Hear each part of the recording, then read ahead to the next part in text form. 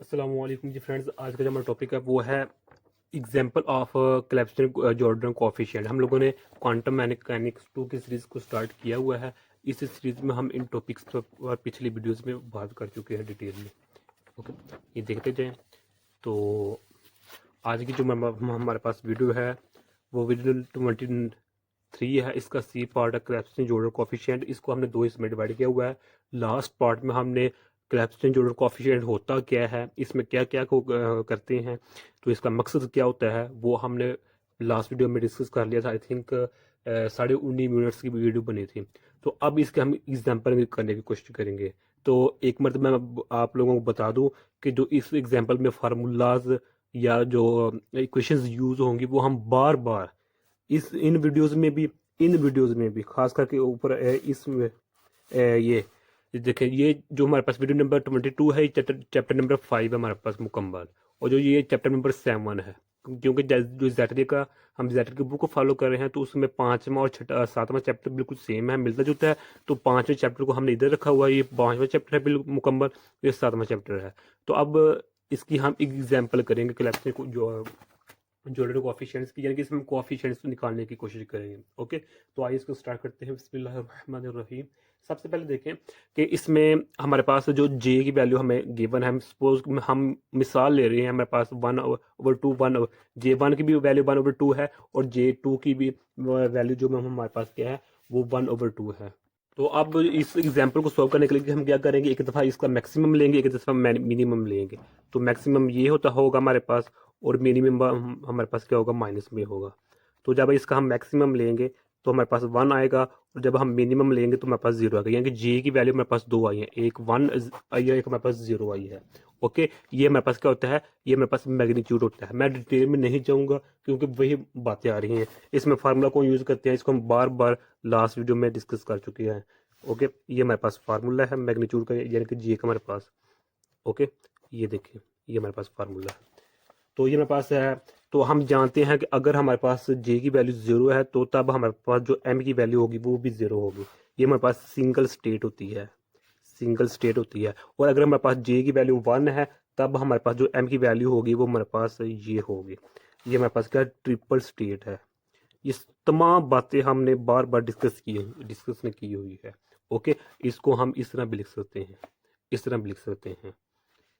यानी एक्चुअली में हमारे पास जो ये ना तीन, ये ऐसे नहीं बल्कि ये हमारे पास जो इस तरह होती है, ये हमारे पास इस तरह। ओके, चूंकि इसका और इसका सेम इफेक्ट होता है जीरो का, इसलिए इसको हम 4 टर्म्स को 3 टर्म्स में कन्वर्ट कर देते हैं। ओके, तो जब हम यानी कि हम जे की वैल्यू पुट करते हैं ना एम वाली इक्वेशन में, तब हमारे पास ये आंसर आ जाता है। अब मैं इक्वेशन नहीं बताऊंगा, तो, तो आप लोग खुद सर्च कीजिएगा ताकि आप लोगों को भी पता चले कि हम कौन से टॉपिक्स को, चैप्टर को स्टडी किया कर रहे हैं और क्यों कर रहे हैं। और जो ये एक इक्वेशन है, इसको मैंने लास्ट वीडियो में भी स्टडी किया करवाया है, उससे लास्ट वीडियो में भी यानी कि जो सेकंड 3 टॉपिक्स हैं उनमें हम ये इक्वेशन स्टडी करते आ रहे हैं। तो वो जो इक्वेशन है वो आप लोग खुद कीजिएगा, जिसमें हम जे की वैल्यू पुट करते हैं तो हमें पास एम की वैल्यू निकलती है। और अगर हम जे की वैल्यू 1 पुट करें तो हमें पास 3 स्टेट्स मिलती है, एक्चुअली 4 मिलती हैं, लेकिन चूंकि इसका इसका सेम इफेक्ट होता है, ये भी जीरो ये भी जीरो है, इसलिए हम एक ही जीरो लिखते हैं। ओके, चलिए हिंट, चलिए यार ये देखिए कर देते हैं। हम जानते हैं एम की वैल्यू किसकी इक्वल होती है, जे से लेकर प्लस जे की इक्वल। अगर हमारे पास एम की वैल्यू जीरो है, अगर हमारे पास जे की वैल्यू जीरो है तो इसका मतलब एम की वैल्यू भी जीरो है। अगर हमारे पास जे की वैल्यू 1 है तो इसका मतलब है जो हमारे पास जे होगा, एक्चुअली मेरे पास ये फार्मूला इस तरह होता है, इस तरह। ओके, अगर जे की वैल्यू 1 है तो वो ये 1 होगा, 0 होगा, वो ये पॉजिटिव 1 होगा। ओके, तो इस तरह हमारे पास जो एम की वैल्यू है वो 3 बन जाती है। अब हम क्या करेंगे, कपल और अनकपल स्टेट्स को डिस्कस करेंगे। अब ये कपल स्टेट्स क्या होती हैं, अनकपल स्टेट्स क्या होती है, इसको भी हमने डिटेल में डिस्कस किया हुआ है जब हमने एडिशन ऑफ, यानी कि जब हमने इसका एडिशन ऑफ एंगुलर मोमेंटम को स्टडी किया था। खैर, वो हमारे पास ये सामने लिखी हुई है। तो ये देखिए, मेरे पास कपल स्टेट है और ये मेरे पास अनकपल स्टेट है। तो कपल स्टेट में क्या होता है कि इसकी मैंने आपको एक सिंपल सा हिंट दिया था कि हम किस तरह पहचान सकते हैं कपल स्टेट है। उसमें हमारे पास जो होता है ना रिजल्टेंट जे और रिजल्टेंट एम, वो आ जाए तो वो कपल स्टेट हो जाती है।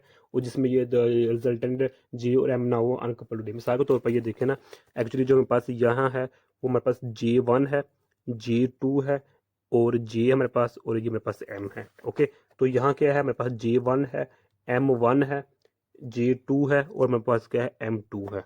ओके, तो ये मेरे पास देखें, ये J2 है, M2 है, J, तो इसमें कोई भी मेरे पास रिजल्टेंट JM नहीं है, तो ये अनकपल्ड रहेगी, तो ये कपल्ड रहेगी क्योंकि इसमें पे JM आ गया। खैर ये बात हमने डिस्कस की है। तो ये मेरे पास J1 है, ये तमाम, ये M1 है, ये J2 है और ये M2 है। ओके तमाम। तो इसी तरह मेरे पास ये क्या है, ये J1 है, ये J2 है, ये J है, रिजल्टेंट J है। ओके, ये वाला, और ये मेरे पास क्या है, M है, रिजल्टेंट M है। तो याद है, हमें पता होना चाहिए इन बातों का। यानी कि अगर हम क्वेश्चन करें कि हमने इन इसको कपल्ड और अनकपल्ड स्टेट्स में क्यों लिखा है, क्योंकि हम इधर जो हमारा CG कोफिशिएंट को, यानी कि जो हमारे पास है क्लेप्सन जॉर्डन कोफिशिएंट को फाइंड करना चाहते हैं, इसलिए इसको हमने कपल्ड और अनकपल्ड की फॉर्म में लिख लिया हुआ है। और ये जो 4 स्टेट्स के कैसे बनी है, क्यों बनी है, तो इसमें यही अर्ज है कि देखें ना कि ये देखें हमारे पास क्या है, J की वैल्यू जब 0 है, ये J की वैल्यू 0 और 1 है ना, तो M की वैल्यू क्या होगी, 1 होगी, और यहाँ भी क्या होगी। अब यहाँ स्टेट्स बनाएं, जब J की वैल्यू 0 है तो इसका मतलब है M की वैल्यू भी 0 है, एक ये बन गई। जब J की वैल्यू मेरे पास 1 है, ये J की वैल्यू 1 आएगी तो -1 ये होगी, J की वैल्यू 1 आएगी तो ये 0 ये आएगा। ओके, J की वैल्यू 1 आएगी ये वाली, तो ये मेरे पास पॉजिटिव 1। इस तरह 1 2 3 4 4 स्टेट्स बनती है। इन चारों स्टेट्स को हमने कपल और अनकपल्ड की फॉर्म में लिख दिया हुआ है, और आप लोगों के सामने में ये बता भी दिया है। ये J1 है, ये J2 है, ये मेरे पास J है, रिजल्टेंट J है, ये रिजल्टेंट M है, ये J1 है, ये मेरे पास M1 है, ये J2 है, ये मेरे पास M2 है। ओके, तो अब आइए कि हमने क्या करने लगे हैं कि कपल्ड को इन कपल्ड की फॉर्म में हमने तो लिख दिया है, लेकिन अब हम इसे कोएफिशिएंट के साथ लिखेंगे इसको। ओके, सबसे पहले मेरे पास क्वांटम स्टेट है वो हमारे पास ये है, इसको अब हम इस तरह लिख सकते हैं। ये देखिए, जो पहली क्वांटम स्टेट है इसको हम इस तरह लिख सकते हैं। बस क्या है, कोएफिशिएंट C1 इंटर कर दिया हुआ है। ओके, अभी हमने इसकी वैल्यू नहीं निकाली, इसकी वैल्यू हम बाद में निकालेंगे। C1 C2 C3 C4 C5 C6, ये मेरे पास 6 सीज हैं जो कि कोफिशिएंट्स हैं जो कि हमने निकालने हैं। ओके, तो हमने पहली स्टेट को इस फॉर्म में लिख दिया हुआ है। अब जो मेरे पास C2 है, तो C2 में क्या आएगा, 2 स्टेट्स को लिखेंगे हम। क्या करेंगे, C2 में हम C2 और C3 को लिखेंगे, तो इसमें हम 2 लिखेंगे, यानी कि बेसिकली हम इसको देखते हैं। ओके, तो इसमें हमारे पास क्या होता है कि ये देखिए हमारे पास क्या, ये देखें J की वैल्यू हमें 1 चाहिए। क्या चाहिए, J की वैल्यू हमें 1 चाहिए। सॉरी, ये J तो फिक्स है ना, हमें M की वैल्यू चाहिए, M की वैल्यू 1, सॉरी यार, वैल्यू 1 चाहिए ना।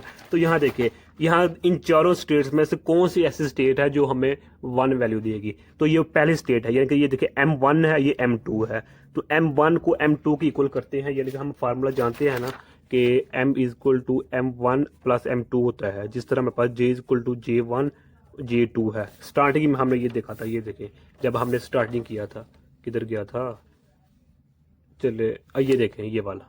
ओके, जब हमने मैक्सिमम लिखा था, तो इसलिए जब हमारे पास M1 क्या है, +2 M2 है, तो जब इसको हम सोल्व करेंगे तो हमारे पास क्या आंसर आएगा, 1 आएगा। ओके, तो ये 1 कहाँ से आ रहा है, इस M1 और M2 को ऐड किया तो हमारे पास ये हमारे पास 1 आ रहा है, तो इसलिए इस स्टेट को हमने लिख दिया हुआ है। अब हम देखना चाहते हैं कि जो मेरे पास M2 है, ये वाला, सॉरी ये वाला, ये M की वैल्यू है ना ये सब, तो ये M0 कब मिलता है इन चारों स्टेट्स में से, तो ये स्टेट तो हमें M0 नहीं देगी, क्योंकि ये M1 M2 को जब हमने ऐड किया तो मेरे पास हमें 1 ही मिलेगा। अब इनमें से देखिए, ये भी M1 है, ये M2 है, चलिए हम इनको ऐड करते हैं, क्या हमें सबक मिलता है, एक पॉजिटिव में है, एक हमारे पास नेगेटिव में है, तो इसको सॉल्व करेंगे तो हमारे पास क्या आंसर आएगा, ये 0 आएगा, तो ये मेरे पास 0, इसका मतलब हो गया कि जो सेकंड स्टेट है ये हमें M की वैल्यू 0 देती है। ओके, एक ये होगी। अब हम थर्ड को देखते हैं, M1 ये है हमारे पास, M2 या ये हमारे पास, पहले हमारे पास -1/2 है, फिर +1, तो इसका भी आंसर हमारे पास क्या है, 0 ही आएगा। इसका क्या मतलब हो गया कि सेकंड और थर्ड स्टेट। अब फोर्थ को देखते हैं, M1 है ये हमारे पास, ये M2 है, तो -1/2 -1/2, तो ये मेरे पास -2/2 तो -1, तो जो अल्हम्दुलिल्लाह। जो m की वैल्यू है वो ज़ीरो जो वैल्यू है वो सिर्फ सेकंड और थर्ड ही जो स्टेट्स हैं वो देंगी। तो इसलिए ये देखें जो m की वैल्यू है जो रिजल्टेंट m की वैल्यू ज़ीरो वो सिर्फ सेकंड स्टेट और थर्ड स्टेट देंगी। ओके हो गया। अब हम नेक्स्ट करते हैं। तो नेक्स्ट भी सेम ही है, बिल्कुल सेम ही है। तो यहाँ भी हमें m की वैल्यू ज़ीरो चाहिए। तो m की वैल्यू ज़ीरो ज़ीरो कौन कौन सी देती हैं? थर्ड और फोर्थ देती हैं, सेकंड और थर्ड। तो यही सेकंड हमने इधर लिख ली और यही थर्ड हमने इधर लिख ली। अब लेकिन अब कोएफिशिएंट चेंज कर देंगे, इधर C4 हो जाएगा, C5 हो जाएगा। क्यों? क्योंकि हमारे पास न्यू स्टेट आ चुकी है। यहाँ देखिए 1 था, j की वैल्यू क्या थी? 1 थी। j की वैल्यू 0 है। यानी कि किस तरह अर्ज करें हम, ये देखें चार स्टेट्स हैं हमारे पास। तो पहली स्टेट हमने क्या लिखी है? 1 1। तो इधर देखिए ये 1 1 लिख ली, ये मुकम्मल होगी। सेकंड स्टेट क्या है? 1 0, ये मुकम्मल होगी। थर्ड क्या है? 0 0, सॉरी ये मेरे पास 0 होगी, ये वाली ये 0 होगी, जो मेरे पास है ना ये 0 होगी। क्यों? क्योंकि जब हम j की वैल्यू 0 पुट करते हैं हमारे m की वैल्यू की भी क्या आती है? 0 आती है। तो इसलिए ये 0 0। तो ये हमारे पास क्या है? j है और ये हमारे पास m है। तो ये j m 0 0 और जो बाकी पॉजिटिव 1 नेगेटिव 1, तो ये मेरे पास पॉजिटिव नेगेटिव 1 है। क्योंकि चार स्टेट्स बनाई हुई हैं। ओके हो गया। अब हम देखते हैं कि हमें जो m की वैल्यू है वो -1 कब मिलती है। तो हमें सिर्फ चौथी जो हमारे पास क्वांटम स्टेट है अनकपल्ड वाली वही दे सकती है। ये भी m1 है, ये m2 है, इन दोनों को जब हम ऐड करेंगे तो -1 आंस मिलेगा। ये अभी हमने किया हुआ है। ओके ये वाला, ये देखिए। तो ये हमारे पास है। तो अभी तक हमने कोई भी कोएफिशिएंट फाइंड नहीं किया, सिर्फ हमने रीअरेंज मैनेज किया है इक्वेशंस को। तो वीडियो इतनी ही लेंथी हो गई है। चलिए अब हम जल्दी जल्दी इसका आंसर निकालने की कोशिश करते हैं। ये सिर्फ अब हमने क्या किया है, कपल स्टेट को अनकपल स्टेट फॉर्म में लिख दिया हुआ है और साथ ही हमने कोफिशिएंट्स को उनके मुताबिक, यानी कि जो स्टेट्स हैं कपल अनकपल स्टेट, उनके अकॉर्डिंग हमने ये लिख दिए, कोफिशिएंट्स लिख दिए। तो अब हमें C1 C2 C3 C4 C5 C6 निकालना है। तो ये देखें जो C1 जो C6 है इसका आंसर बिल्कुल सिंपल है और आसान भी है। तो वो किस तरह? वो इस तरह के हमारे पास 1 1 आंसर होगा, इसका भी 1 आंसर होगा, इसका भी 1 आंसर होगा। क्यों? क्योंकि इसमें भी 1 कोफिशिएंट है, इसमें भी 1 कोफिशिएंट है, जबकि इसमें भी 2 कोफिशिएंट है, इसमें भी 2 कोफिशिएंट है। इसलिए इसका 100% इंश्योरिटी है कि 1 ही आंसर है और इसका भी 100% इंश्योरिटी है कि इसका भी 1 ही आंसर है। अब जब हमें इश्यूज बनेगा वो हमें इनको फाइंड करने में बनेगा। तो अब जो C2 C3 C4 C5 को फाइंड करना है, तो उसके लिए कि हम क्या करेंगे कि इधर लोअरिंग ऑपरेटर को यूज करेंगे। किसको? लोअरिंग जो मेरे पास ऑपरेटर होगा उसको हम यूज करेंगे। ओके, जो मेरे पास है J। ओके, तो अब इस J को हम अप्लाई करेंगे। तो यहाँ हम लिखते हैं J। तो यहाँ भी हम लोअरिंग ऑपरेटर को यूज करेंगे। ये लोअरिंग ऑपरेटर को यूज क्यों कर रहे हैं? क्योंकि हम कोएफिशिएंट्स को फाइंड करना चाहते हैं। ओके, तो अब जो मेरे पास ये होगा M1 क्या है हमारे पास? ये M1 है, ये मेरे पास M2 है। इसी तरह ये मेरे पास M1 है, ये मेरे पास क्या है? M2 है। ओके, तो ये M1 पर अप्लाई होगा तो ये भी M2 पर अप्लाई होगा। यानी कि हमारे पास क्या है ना, ये हमारे पास मैग्नीट्यूड है ना टोटल एंगुलर मोमेंटम की। यानी कि मेरे पास जो J है ये magnitude of total angular momentum है और जो JZ होता है ये direction of total angular momentum होता है। इसको हमने काफी मरतबा डिस्कस किया हुआ है। तो जो J होगा वो M पर अप्लाई होता है, जो JZ होता है वो J पर अप्लाई होता है। ये हमें पता होना चाहिए इस चीज का। तो जब ये इस पर अप्लाई होगा, इस पर अप्लाई होगा, तो जो जवाब है वो 100% आना चाहिए, यानी कि 1 आना चाहिए। तो 1 किस तरह आएगा? जो मेरे पास वहां आंसर है वो 1 किस तरह आएगा? तो उसके लिए अर्ज ये है कि उसमें जो मेरे पास आंसर आएगा वो हमारे पास इस तरह आएगा, इस तरह। ये देखिए 1 है। ओके, तो लिहाजा हमारे पास क्या होगा कि इधर मेरे पास जो C2 और जो C3 कोफिशिएंट्स होंगे वो 1/2 होंगे। यानी कि जो हमारे पास इधर 1 की इक्वल आया है ना हमारे पास, ये हमारे पास क्या नॉर्मलाइजेशन है। तो लिहाजा अब हमारे पास क्या होगा, ये जो हमारे पास होगा ना डायरेक्ट वैल्यू लिख लें C इज इक्वल टू, हमारे पास क्या होगा C इज इक्वल टू 1/2 इस तरह लिख लें। या फिर अगर एक दो स्टेप मजीद इसको मैनिपुलेट करके लिखना पहले क्या करें, पहले आप इसको लिखें, फिर सिंपल इसको लिखें, फिर सिंपल इसको लिखें। ओके, सॉरी ये जे नहीं लिखना, ये जे नहीं लिखना, ऐसे ये लिखे जे नहीं निकलना, ये लिखें। ओके, जे नहीं लिखना इसमें, जो मेरे पास ये वाला है। तो अब क्या करेंगे कि यानी कि ये देखिए ना, मेरे पास मैं राइट हैंड ये लिखने लगा हूँ ये वाली साइड। तो इसको हम किस तरह कर सकते हैं कि भाई ये देखें, वो तरीका मुख्तलिफ है, बस काम से गर्ज है, तो वो सेम ही है।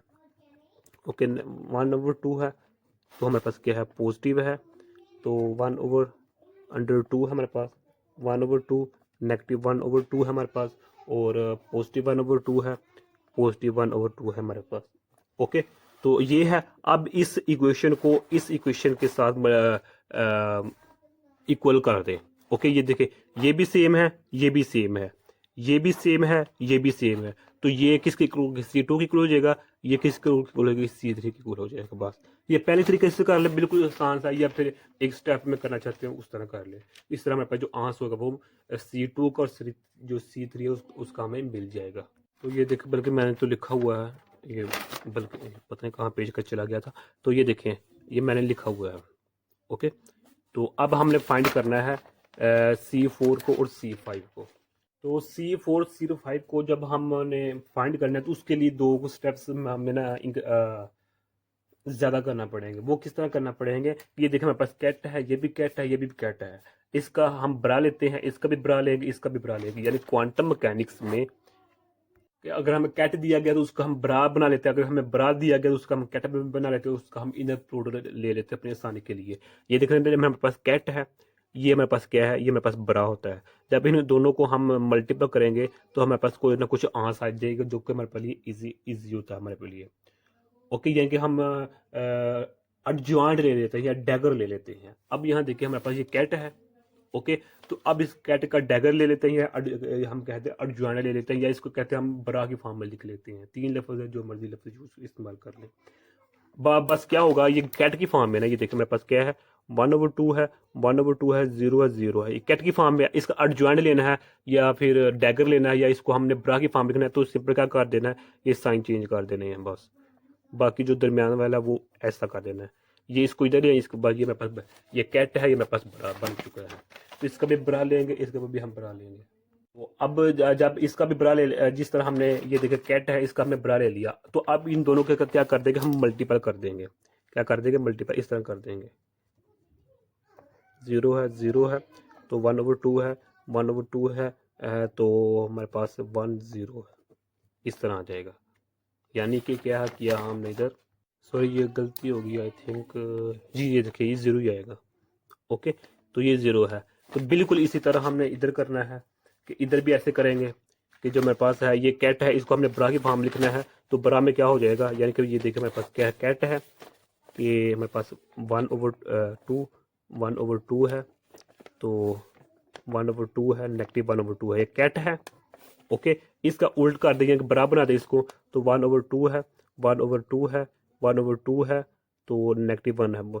तो अब इसको जब हम ब्रा में लिखें तो इस तरह लिखेंगे, तो दो लिखने के बजाय मैं एक ही लिखूंगा। तो ये मेरे पास क्या हो चुकी है, कैट ब्रा की फॉर्म में आ चुका है। तो बिल्कुल इसी तरह हमने इसके साथ करेंगे। तो यहाँ तो हमारे पास बिल्कुल आसान हो जाएगा। ओके, तो यानी कि जब इसको कैट की बरा की फॉर्म लिखे, इसको कैट के से बरा की फॉर्म में करके इंटर प्रोडक्ट लेंगे, ये कैट है, इसको भी जब हम बरा की फॉर्म में लेके इसके साथ प्रोडक्ट करेंगे, तो हमारे पास क्या क्या बनेगा, इस इक्वेशन से हम फिर ये ऑब्टेन कर लेंगे, 1 = C+² प्लस C5², ये बन जाएगा। ओके, क्या होगा, सिर्फ इस ऊपर स्केयर आ जाएगा, इसके ऊपर स्केयर आ जाएगा, और ये मेरे पास 1 की इक्वल हो जाएगा।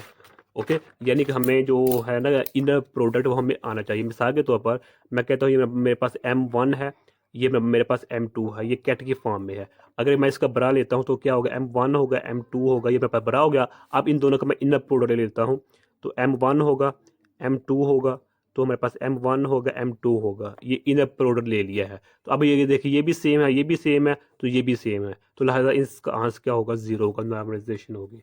बिल्कुल इसी तरह जब हमने इसका लिया है, तो ये भी नॉर्मलाइजेशन केस में चला जाएगा, ये भी नॉर्मलाइजेशन केस में चला जाएगा। तो जो ऊपर इसके ऊपर स्केयर आ जाएगा, इसके ऊपर भी स्केयर आ जाएगा, अकॉर्डिंग टू द फार्मूला। तो अब ये तो हमारे पास आ गया ना ये वाला, हमने तो वैल्यू फाइंड करनी है। तो अब तक हमें वैल्यू तो नहीं ना मिली, अब हमें एक स्टेप कर लिया, अब हमें एक और स्टेप करना है, बिल्कुल इसी तरह स्टेप करना है। वो किस तरह करेंगे कि जो हमारे पास ये इक्वेशन है ना, ये वाली इक्वेशन, इसका हम बरा बनाएंगे, इसका भी बड़ा बनाएंगे और इसका भी बड़ा बनाएंगे, यानी कि सिर्फ सिंपल चेंज करेंगे, ये यहाँ आ जाएगा, ये यहाँ आ जाएगा, बस ये करना है। इस इक्वेशन का हमने क्या करना है, बड़ा बनाना। ये कैट है, इसको हमें बड़ा करना है, इसको भी बड़ा करना है, इसको भी बड़ा करना है। और जो हमारे पास है ना, ये वाली ऊपर वाली इक्वेशन कहाँ गई, ये वाली, ये कैट में ही रहेगी, ये भी कैट है, ये भी कैट है, कैट फॉर्म में ही रहेगी। ओके, तो यहाँ जो हमारे पास वैल्यू हमने फाइंड की थी ये थी हमारे पास, तो ये हमारे पास ये वैल्यू हम फाइंड पहले कर चुके हैं। ओके, तो ये कैट की फॉर्म में है, ये भी कैट की फॉर्म में, ये भी कैट, तो इसको बड़ा की फॉर्म बनाना है, इसको भी बड़ा फॉर्म में। अब इसको इसके साथ मल्टीप्लाई कर देंगे, इसको इसके साथ और इसको इसके साथ अब मल्टीप्लाई कर देंगे तो हमारे पास आंसर आ जाएगा। ये देखें, बिल्कुल इस तरह किया है। जो मेरे पास ये है, इसको हमने बड़ा की फॉर्म लिख लिया हुआ है, इसको भी हमने बड़ा की फॉर्म लिख लिया हुआ है, और इसको भी हमने ये बड़ा की फॉर्म में लिखा हुआ है। ओके, तो जो ऊपर वाला है ये कैट है, तो इसे ये कैट फॉर्म में ही है, ये देखें, तो ये भी कैट की फॉर्म में ही है, ये देखें, और जो ये है ये भी कैट की फॉर्म में है, ये देखें। ओके, तो अब क्या करेंगे, जब इसका हम इनर प्रोडक्ट ले लेंगे तो हमारे पास क्या होगा, ये तो सेम है लेकिन ये भी सेम है, लेकिन एक डिफरेंट है ये वाला, तो इसका जो आंसर होगा वो हमारे पास जीरो की इक्वल आ जाएगा। ये किसकी इक्वल हो जाएगी, जीरो की। अच्छा जी, आगे ये देखें, ये इसमें क्या है कि तमाम जो है सेम टू सेम है, क्या है, तमाम के तमाम सेम है, यानी कि ये देखें, ये भी देखें सेम है, यानी कि ये देखें, ये पॉजिटिव है, ये भी नेगेटिव है, ये भी पॉजिटिव है, ये भी नेगेटिव है, तो इसका तो आंसर क्या होगा, जीरो, वन के इक्वल होगा, तो हमारे पास ये वैसे की वैसे ही आ जाएगी। अब यहाँ क्या होगा, ये इसकी इक्वल है, सॉरी सॉरी सॉरी, इधर पॉजिटिव होना था, इधर नेगेटिव, तो ये भी इसकी पॉजिटिव है, ये भी पॉजिटिव है, तो ये भी नेगेटिव है, ये भी नेगेटिव है, तो इसका भी आंसर वन की इक्वल हो गया, तो ये इसकी इक्वल आ गया। तो इस इक्वेशन से हम ये इस इक्वेशन में आ चुके हैं।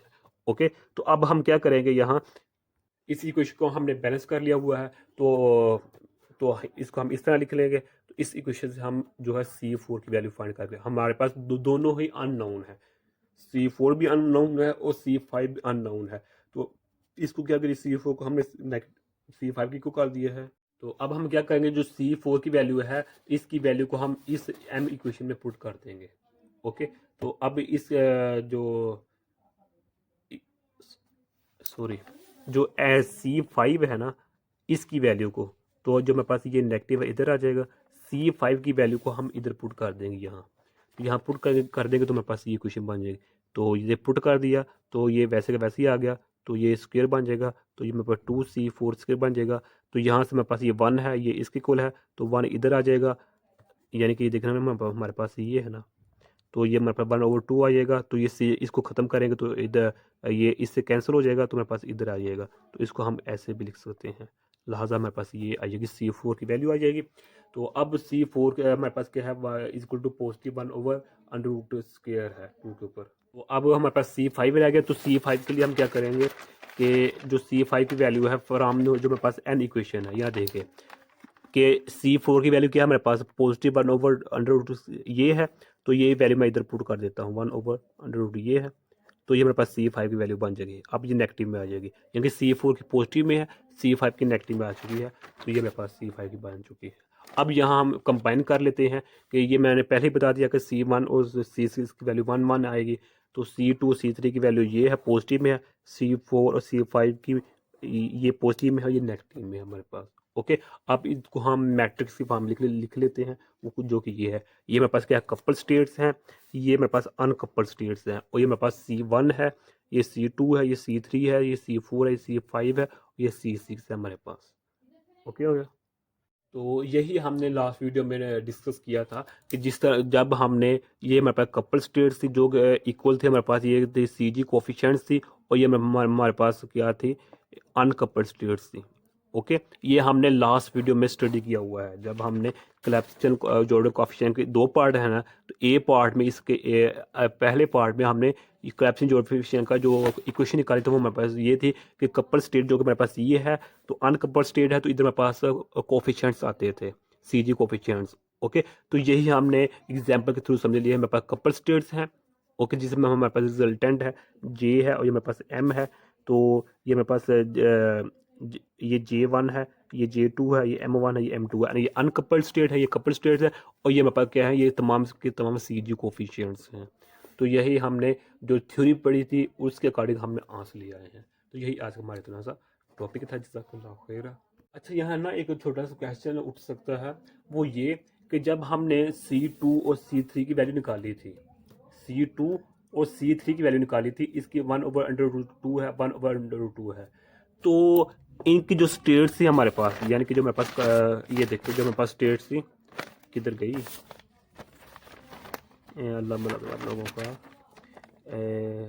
ये देखें, ये C2 था, ये C3 था, तो इनकी जो पास अनकपल्ड स्टेट्स थी, ये वाली और ये वाली, ओके, यही थे ना हमारे पास, ये C2 है, ये C3 है।